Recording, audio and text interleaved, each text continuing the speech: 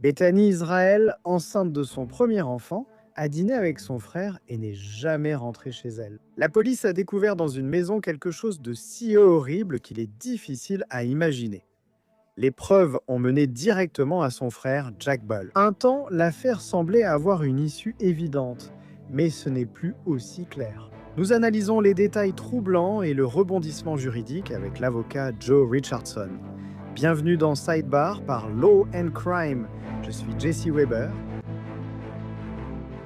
Maintenant, très rapidement, il y a quelque chose que nous utilisons ici à Law and Crime qui, je pense, pourrait vraiment vous être utile. Peut-être ajouter une couche de sécurité à votre vie. Nous collaborons donc avec Truthfinder pour les services de recherche dans les dossiers publics que nous effectuons ici à Law and Crime. Cela nous fait gagner du temps de recherche afin que nous puissions nous concentrer sur la couverture des affaires criminelles et non sur la paperasse, mais vous pouvez aussi utiliser Truthfinder. Pourquoi? En tapant un nom, vous trouvez adresse, antécédents criminels et plus encore. C'est notre outil essentiel pour les vérifications et l'un des principaux services de recherche aux États-Unis. Et avec un abonnement, vous pouvez effectuer un nombre illimité de recherches confidentielles. Pour vérifier de nouveaux voisins, enquêter sur des personnes rencontrées en ligne ou peut-être retrouver quelqu'un avec qui renouer le contact. Vous pouvez même rechercher les délinquants sexuels enregistrés dans votre région ou même faire une vérification de vos propres antécédents. Restez informé en sécurité et consultez les dossiers publics sur Truthfinder Now à truthfinder.com/LC. Nous racontons souvent des histoires dans cette émission qui se concluent par un verdict ou une sentence, donnant l'impression que, malgré l'horreur du crime, le système a refermé le dossier. Plus besoin d'y penser, c'est fini. Que se passe-t-il si un plaidoyer de culpabilité n'est pas la fin, si la porte censée être fermée ne l'est pas vraiment? Au lieu de cela, elle s'ouvre sur un nouveau combat, ajoutant une autre couche de contexte et d'incertitude. C'est ce qui se passe actuellement. Concernant Bethany Israël, une enseignante de 30 ans, épouse d'un entraîneur, elle attendait son premier enfant, un fils nommé Lévi. En mai 2024, elle est allée dîner chez son frère et n'est jamais rentrée. Sa mère, inquiète, est allée voir. Ce qu'elle a découvert était littéralement un abattoir. Ce que je vais dire est très troublant, je vous préviens. Les rapports de police décrivent une scie ensanglantée, une hachette et des parties de corps démembrées. Plus tard au cours de leur enquête, les enquêteurs ont apparemment trouvé des journaux intimes qui les ont menés directement à leur suspect, son propre frère Jack Ball, ainsi qu'à un possible mobile, car dans ces journaux, la police affirme qu'il a écrit « Il était en colère, elle était enceinte ». Ensuite, on arrive au 21 janvier après son arrestation et son inculpation. Et Jack Ball s'est tenu dans une salle d'audience du comté de Dakota, dans le Minnesota, et a plaidé coupable du meurtre avec préméditation au premier degré de sa sœur, Bethany, ainsi que du meurtre de son enfant, à naître. Donc, en gros, son neveu. Maintenant, on pourrait penser que l'affaire serait classée, non? On pourrait penser que justice serait rendue, non? Non, non, parce qu'au même moment où il a plaidé coupable, sa défense a déclaré qu'il n'était pas pénalement responsable. Que, malgré son aveu ici, la loi ne devrait pas le tenir légalement responsable de ces meurtres. Donc vous avez un plaidoyer de culpabilité et une affirmation qu'il n'est pas pénalement responsable. Comment les deux peuvent-ils être vrais? Que se passe-t-il ensuite? Je vais aller droit aux faits ici, je vais commencer depuis le début. C'est le soir du jeudi 23 mai 2024. Bethany Israël, qui était enceinte d'environ 4 mois, se rend chez son frère à Lakeville, dans le Minnesota. Selon le procureur du comté de Dakota, elle allait dîner. Les heures passent, sa famille, inquiète, n'arrive pas à la joindre. Vers 23 heures, sa mère va chez Jack Ball, son fils, pour avoir des nouvelles de sa fille. Selon la plainte pénale, voici ce qui s'est passé. La mère arrive, voit Ball sortir précipitamment. En entrant, elle découvre beaucoup de sang et appelle le 911. La police de Lakeville intervient. Ce qu'ils découvrent à l'intérieur, selon les rapports détaillés dans la plainte, est horrible.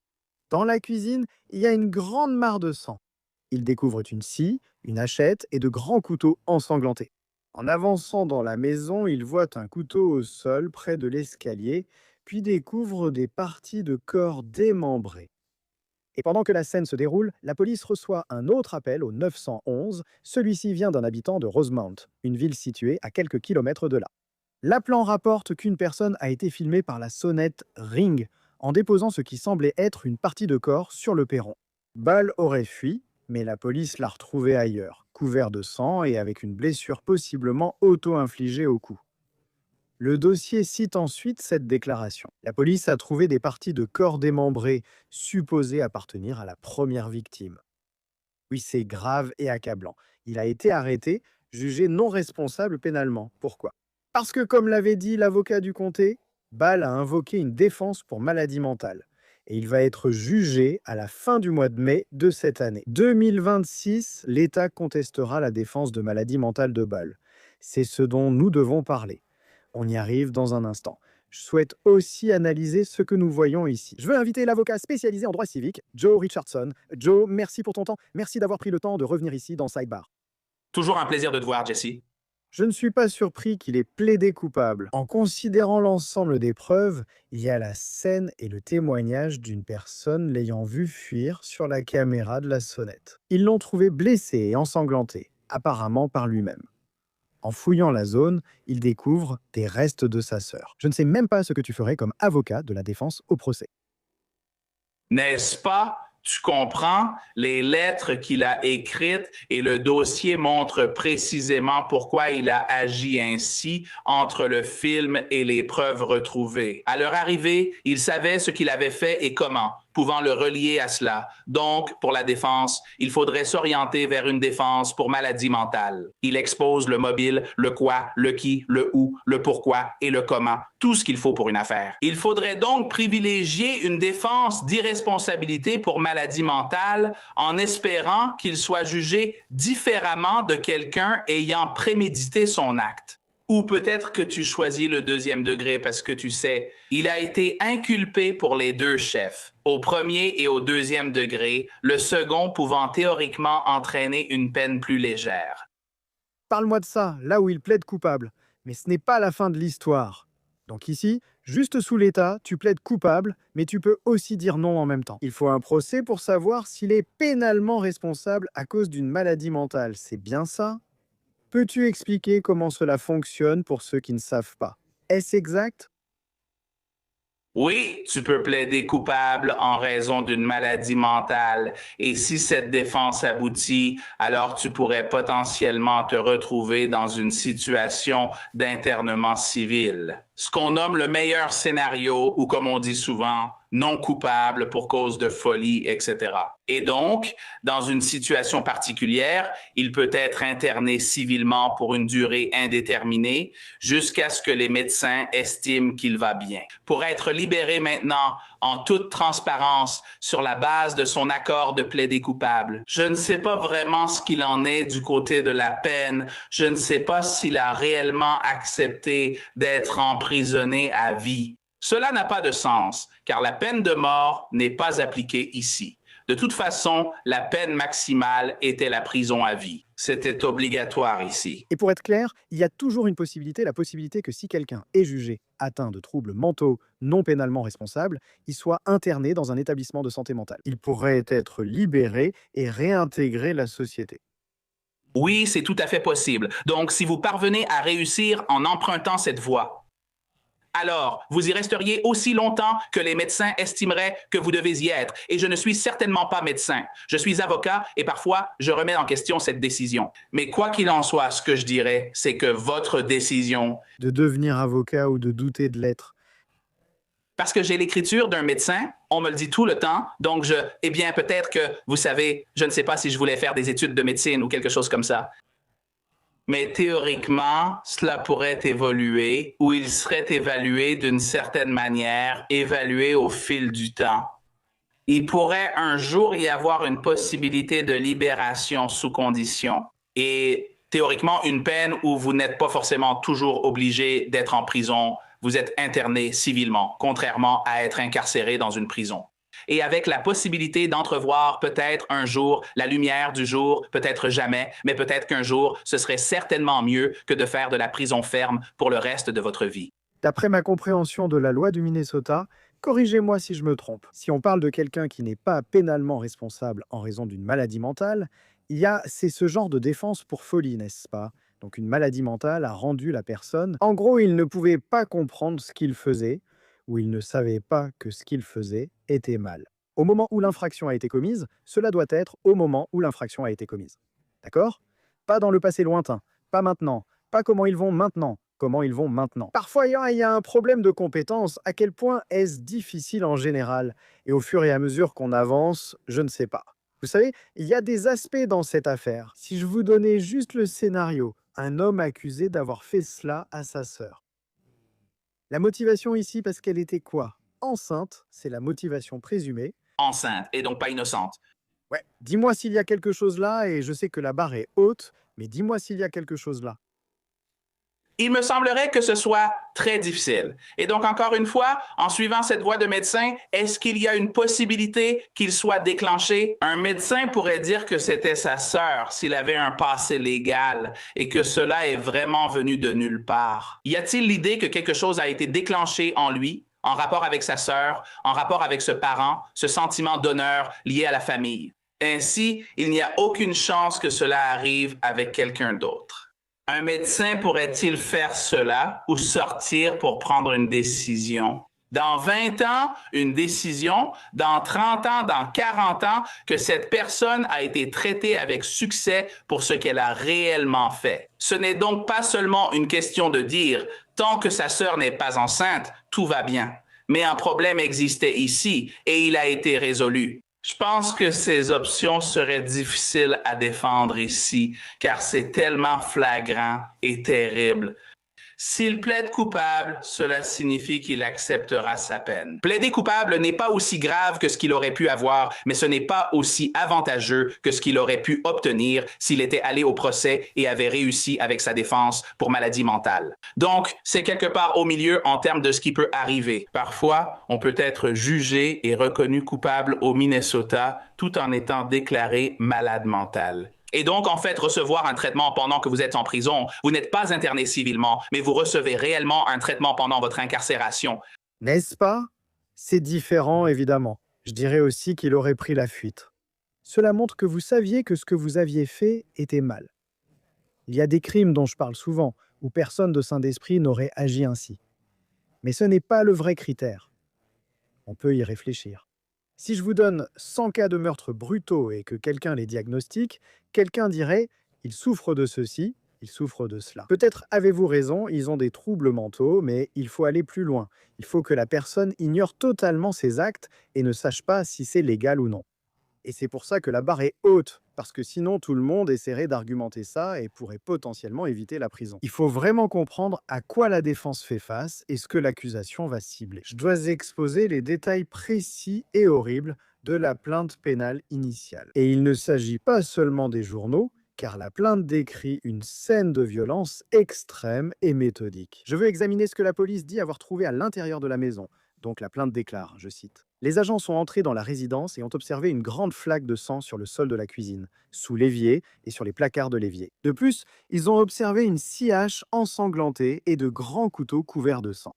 En avançant dans la maison, ils ont aperçu un couteau sur le sol du salon, près de l'escalier vers l'étage. En poursuivant leurs recherches, ils ont trouvé plusieurs membres démembrés, supposés appartenir à la première victime. Joe, je ne veux pas être macabre. Mais si tu parles d'un tel démembrement et d'outils précis, et peut-être que cela a pris un certain temps et que ce n'était pas juste un seul événement, une seule action, est-ce que cela aurait tendance à aider une défense basée sur la santé mentale? Ou est-ce que cela aurait tendance à la contredire? Je me demande encore si cela a vraiment pris du temps. Est-ce difficile à défendre? Vous ne saviez vraiment pas ce qui se passait, vous ne pouviez vraiment pas comprendre cela. D'un autre côté, si c'est si grotesque, je ne sais pas. Je m'interroge sur cette période, sur cette suite d'actions, ces outils. Dites-moi. Je crois qu'encore une fois, notre métier consiste à avoir deux personnes assises de chaque côté opposé de la table. L'un affirme que la Terre est plate, l'autre affirme qu'elle est ronde et personne n'est poursuivi pour faute professionnelle. Donc, il y a une façon pour chaque partie de défendre son point de vue. J'ai le sentiment que cela ne l'aiderait pas. Toutes ces délibérations, tout ce plan et ce retour en arrière pour avancer, nous avons tout cela. C'est à ce moment-là qu'elle vient dîner. Est-ce qu'il l'a invitée à dîner, etc. Est-ce que tout cela faisait partie du plan? Pour moi, plus ça continue, plus je vois une méthode derrière tout ça. Vous savez, il faut être un peu spécial, dans le mauvais sens du terme, pour vouloir tuer quelqu'un de toute façon. D'accord? C'est comme débattre si quelqu'un est fou parce qu'il a tué. Si tu venais et disais « je vais tuer quelqu'un », je répondrais « mec, t'es fou, tu peux pas faire ça ». Donc, tout ça est relatif. Toute cette idée que le fait que quelqu'un ne soit pas tout à fait là, qu'il soit assez fou pour tuer quelqu'un. est pas fou médicalement, mais assez réfléchi pour vraiment agir ainsi. Le fait qu'ils aient agi de façon aussi méthodique, etc., ne va pas automatiquement les faire considérer comme cliniquement fous. Et donc, ils n'auront pas forcément besoin d'être internés d'office. Non, cette personne était folle. Ce devrait être un meurtre au premier ou au second degré. Quoi qu'il en soit, cela ne va pas les absoudre et ces faits et détails ne les aident pas maintenant. La plainte détaille aussi ce que les enquêteurs disent avoir trouvé, notamment le mobile évoqué, qui serait écrit de sa main selon les allégations. Dans ces écrits, le prévenu a écrit qu'il était en colère, que la victime, l'une d'elles, était enceinte et n'était plus innocente. Je cite, plus innocente, Joe. Comment cela affecte-t-il l'analyse? Je ne pense pas que cela l'aide du tout, parce que la plupart du temps, quand je fais partie d'un jury et que je traite une affaire, je traite un meurtre. Dans beaucoup de juridictions, un mobile n'est pas indispensable, mais il aide à rassembler les éléments. La défense avancera évidemment un autre argument. Je pense qu'ils ajouteraient un événement déclencheur même sur place, exactement au dîner, pour suggérer un meurtre au second degré ou évoquer une maladie mentale. Mais l'idée qu'il nous fait savoir pourquoi il va faire ce qu'il va faire, la défense peut y voir une maladie mentale, mais j'y vois plutôt planification et délibération. Et donc, il va avoir tout autant de problèmes parce qu'il a exposé ce qu'il allait faire. Et d'ailleurs, c'est une bataille. Des experts, n'est-ce pas? Vous auriez un expert de la défense, un expert en santé mentale, un expert de l'accusation, un expert en santé mentale. Ils l'examinent tous les deux et arrivent à leur propre conclusion. Et j'imagine que beaucoup de gens se demanderaient aussi comment on trouve quelqu'un qui serait d'accord avec votre position. Parce que ça paraît alors suspect. Vous passez une annonce? On veut le faire déclarer non coupable pour folie. Qui veut vérifier ça? Je veux dire, comment trouvez-vous l'expert qui va, vous savez, aider votre dossier? Les gens qui travaillent dans ce domaine connaissent à la fois des personnes qui sont plutôt du côté de la défense ou de l'accusation, ou comprennent leur expert, qui est leur expert potentiel, qui peut travailler aussi bien pour l'accusation que pour la défense. Et c'est bien de pouvoir dire que votre expert travaille pour l'accusation et la défense. C'est encore mieux, si je suis la défense, d'avoir quelqu'un qui travaille habituellement pour l'accusation ou l'inverse, n'est-ce pas? Parce que c'est presque comme si cela sortait un peu de l'ordinaire pour eux de faire une exception à leurs propres règles. Il est légitime pour la défense de critiquer l'expert de l'accusation en disant « Vous ne travaillez que pour l'accusation et avez traité 20 affaires avec cet avocat, n'est-ce pas? » Et l'inverse aussi. Vous connaissez souvent les personnes de ce milieu, parfois du côté civil dans mon domaine. Parfois, nous consultons un expert juste pour l'empêcher d'aider la partie adverse. Donc, vous avez une idée d'où commencent vos appels téléphoniques, même si vous ne savez pas toujours où ils aboutissent, sur la personne sur laquelle vous tombez finalement. Maintenant, je veux suivre ce qui s'est passé ensuite. Donc, après que la caméra Ring ait appelé la police, il trouve au bol. Selon la plainte, il aurait été trouvé dans le jardin d'une maison voisine. Il était, je cite, du sang sur la tête, la chemise, les bras, les jambes et le pantalon. Il semblait s'être infligé une blessure au couteau au cou. Voici cependant une phrase clé pour l'argument sur son état mental. La plainte affirme que Ball a pu contacter les agents et leur a donné précisément la date, l'heure et le nom du président actuel. Je trouve cela intéressant. Joe, est-ce si important? Quelqu'un connaissant tous ces détails pourrait-il tout de même avoir des troubles mentaux? Oui, aujourd'hui c'est mardi, le président est Donald Trump. Je travaille ici, j'ai 44 ans, peu importe. Et ensuite dire, oui, mais j'ai vu un vaisseau spatial extraterrestre atterrir, je veux dire, à quel point est-ce important pour l'analyse? Je dirais que ça l'est et ça ne l'est pas, n'est-ce pas? Je veux dire, si quelqu'un décidait que, vous savez, je vais jouer à ce jeu de la maladie mentale, il pourrait aussi prétendre que le président était Jimmy Carter. Rien ne les en empêche, non? Donc, le fait qu'il ait dit ce dont il était sûr, vous savez, ça peut aller dans les deux sens, comme tout le reste. Ça ne permet certainement pas à la défense de dire il ne savait même pas quel jour ni quelle heure il était. Il est dans un autre espace, il est dans un autre univers. Il existe des indications claires, pour diverses raisons, que c'était le cas, et c'est la partie que j'utiliserai comme procureur. Non seulement il était clair sur les jours, les heures, l'endroit sur où il se trouvait, mais il assumait parfaitement cette clarté. Un gars dit « Je suis vraiment en colère, furieux ». Ça se ressent dans ce qu'il a écrit. Il n'a pas hésité à leur montrer qu'il comprenait parfaitement la situation. Il connaît son environnement, le jour et l'heure, etc. Donc, je ne pense pas que cela aide la défense, même s'ils peuvent toujours l'utiliser pour dire que cela ne veut pas dire que la personne n'est pas malade mentalement. De nombreuses personnes souffrant de troubles mentaux connaissent la date et le président. Et la blessure supposée auto-infligée? C'est similaire à beaucoup d'autres personnes qui ont tué d'autres gens puis ont tenté de se suicider ensuite. Pour moi, ça reste une pièce à deux faces. L'accusation va dire qu'il y a une conscience de culpabilité. Il ne veut pas être là. Il sait qu'il n'y a aucune issue par rapport à ce qu'il a fait, qu'il a totalement accompli, et peut-être qu'il fait partie de ces types qui se disent simplement, elle doit subir le sacrifice ultime, et pour l'honneur, la raison, ou peu importe, c'est presque comme un crime d'honneur. Et si je dois mourir car je refuse d'accepter les conséquences ou que la police ne comprendra pas? Alors, ainsi, l'accusation peut l'utiliser et la défense peut l'intégrer à l'histoire de maladie mentale, montrant qu'on aurait pu le prévoir, surtout si c'est dans son passé. Mais cette partie n'est pas très claire pour nous. En écartant la légalité. Si un autre procès a lieu, même s'il admet sa culpabilité, quel en serait l'impact sur la famille selon vous? Quel est l'impact émotionnel de cette nouvelle étape pour une famille déjà éprouvée par une telle affaire? C'est un double choc. Un membre de la famille en tue un autre. C'est très dur. Je l'ai aussi vécu personnellement. Perdre un proche de façon violente est déjà difficile, mais c'est pire quand c'est un membre de la famille qui en tue un autre. Je ne sais plus si ses parents sont encore là, ils l'étaient avant. Maintenant, le parent a perdu un enfant physiquement et en réalité deux. La vie changera définitivement pour chacun, y compris un éventuel petit enfant. Cela dépasse l'épreuve. Je suis certain qu'en tant que parent, on ne s'en remet jamais. Il passe beaucoup de temps à se remettre en question. Comment cela a-t-il pu arriver? Surtout si ce n'est pas culturel. Certaines cultures connaissent cela. Dieu nous en préserve. Pour les parents, c'est arrivé sans prévenir. Il ne s'agit pas d'un accident de voiture, mais d'un enfant qui tue et découpe un autre. On ne s'en remet pas. Que dire? Aucun mot ne peut exprimer cela. Comment surmonter et continuer à vivre? C'est très difficile. C'est très difficile même à imaginer. Il était déjà dur de penser à ce titre lors de la décision de couvrir cette histoire. Joe, nous allons parler un peu plus de la victime dans cette affaire. Nous allons donner un visage à qui elle était. Dans une minute, je vais juste te remercier ici. Merci beaucoup d'avoir pris le temps d'expliquer l'aspect juridique de tout cela.